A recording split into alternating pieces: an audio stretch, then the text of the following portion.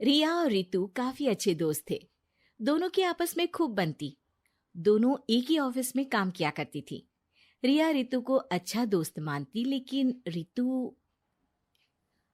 अरे रिया, तुम लोगों का अपना मकान नहीं है, क्यों नहीं तुम और नरेंद्र भी हमारी कॉलोनी में ही मकान ले लो? हाँ यार, आइडिया तो अच्छा है, लेकिन इतने पैसे आएंगे कहाँ से? अरे, हमारे होते हुए तुम्हें घबराने की जरूरत नहीं है। रुको, मैं अपने दूर के एक भाई से बात करती हूँ। उसका यही काम है, लोगों को घर दिलाना। थोड़ा सा कमीशन लेता है, लेकिन मार्केट के रेट से कम दामों में घर भी दिला देता है।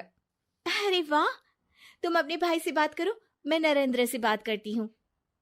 रितु रिया के जाने के बाद अपने भाई को फोन करती है। अरे भाई, कोई मकान बिक रहा हो तो बताओ, मेरी एक सहेली को चाहिए। अरे है ना, पूरे 40 लाख का है। ओ भाई, ठीक है, फिर मैं उसे 45 लाख का बोलूंगी। दोनों मिलकर 5 लाख का आधा आधा बांट लेंगे, ठीक है? रितु रिया को मकान दिला देती है, लेकिन एक दिन उसका नया मकान देखने नरेंद्र की बहन आती है। अरे भैया, मकान तो अच्छा है, कितने का लिया? तुम्हारी भाभी की सहेली ने दिलवाया है, बड़ा ही ठीक रेट में मिल गया नीरू, सिर्फ 45 लाख का। तभी नीरू का पति बोलता है। नरेंद्र, ये तो बहुत महंगा है। मेरे दोस्त ने भी यही मकान सिर्फ 38 लाख में लिया है। चलो, मैं तुम्हें उनके घर ले चलता हूँ। दोनों नरेंद्र की जीजाजी के दोस्त के घर जाते हैं, जहां उन्हें रितु का भाई मिल जाता है। क्या बात है, आपने हमें धोखे से महंगा मकान बेचा है। पता है कितनी मेहनत की कमाई का पैसा है। अब ये तो आप उन मैडम से पूछे जिन्होंने आपको ये मकान दिलाया है। उनके कहने पर ही मैंने ये रेट लगाया था। अब नरेंद्र को रिया पर गुस्सा आ जाता है।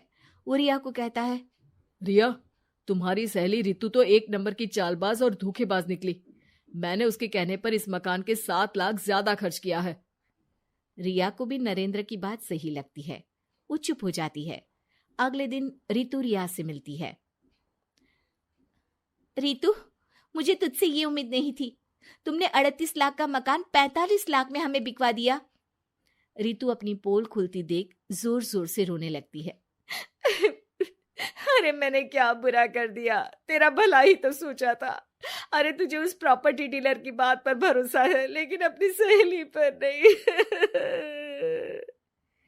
रिया को रितु के आंसू सच्चे लगते हैं और वो उसे शांत करती है। अरे अच्छा, शांत हो जा, चुप हो जा। सॉरी, हम लोगों की ही गलती है। हमें मार्केट में पहले रेट पता कर लेना चाहिए था। चल सॉरी। अब रितु आए दिन लोगों से रिया के पीठ पीछे बुराई किया करती थी। रितु अपनी ही दूसरी ऑफिस के सहयोगी से कहती है, अरे ये रिया भले ही मेरी अच्छी दोस्त हो, लेकिन एक नंबर की कंजूस है ये। कभी कुछ खाने जाओ तो पैसा मुझे ही भरना पड़ता है। तभी वहां रिया आ जाती है। अरे रितु, सॉरी यार, वो कल के खाने के पैसे तुझे देने पड़े, चेक कर ले। अब मैंने तुझे पेटीएम कर दिया है। अच्छा चल, मैं जा रही हूँ। रिजाइन जो दे रही हूँ, बाद में बात करते हैं। रिजाइन? क्यों?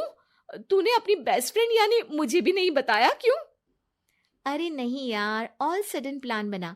दरअसल ये नया घर का ईएमआई निकालनी काफी मुश्किल हो रही है, तो सोचा घर पर ही कोई बिजनेस कर लूं। अब इतनी थोड़ी सी कमाई में हो नहीं पा रहा है ना। अच्छा अच्छा, क्या बिजनेस करेगी? देख, तू तो जानती है कि यहाँ मुझे सिर्फ 15,000 मिलता है, लेकिन घर में बच्चों का प्ले स्कूल खोलूंगी तो पूरे 4,000 एक बच्चे से मिलेगा। 10 भी आ गए बच्चे तो पूरे 40,000 की कमाई, वो भी घर पर रहकर। है ना अच्छा आइडिया? रितु को रिया की बात से जलन होती है।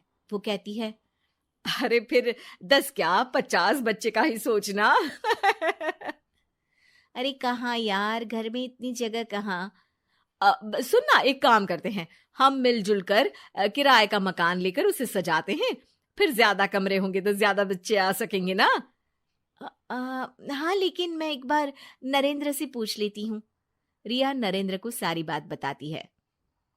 देख लो रिया, मुझे तुम्हारी इस सहेली में जरा सा भी विश्वास नहीं है। अरे नहीं नहीं, वो ऐसी नहीं है। मिलकर काम करेंगे, जो पैसे आएंगे आधे आधे बांट लेंगे। इसमें बुरा क्या है, काम भी अच्छा होगा। फिर क्या था, दोनों मिलकर काम शुरू करते हैं। पूरा कमरा बच्चों के हिसाब से सजा दिया जाता है। टीवी, फ्रिज, बेड और न जाने क्या क्या। तेरे और मेरे मिलाकर 2 लाख का खर्च हो गया। अरे कोई बात नहीं, पैसे कमाने के लिए इन्वेस्टमेंट तो करनी पड़ती है। अब इतनी बड़ी रकम है, अच्छा है कि दोनों ने मिलकर कर ली, वरना एक के बस की तो बात नहीं है। हाँ, लेकिन अब मैं ना एक बात बोलना चाहती हूँ। देखो, पिछले 2 महीनों से जब से ये काम चल रहा है, सारी मेहनत मेरी ही है। मैं ही सारा सारा दिन यहाँ का काम देखती हूँ। तो अब मैं तुम्हारे साथ ये काम नहीं करूंगी, अकेले मैं ये स्कूल चलाऊंगी। अरे ऐसे मत बोलो रितु, मैंने नौकरी भी छोड़ दी। थोड़ी बहुत सेविंग्स थी, वो भी मैंने स्कूल को बनाने में लगा दी।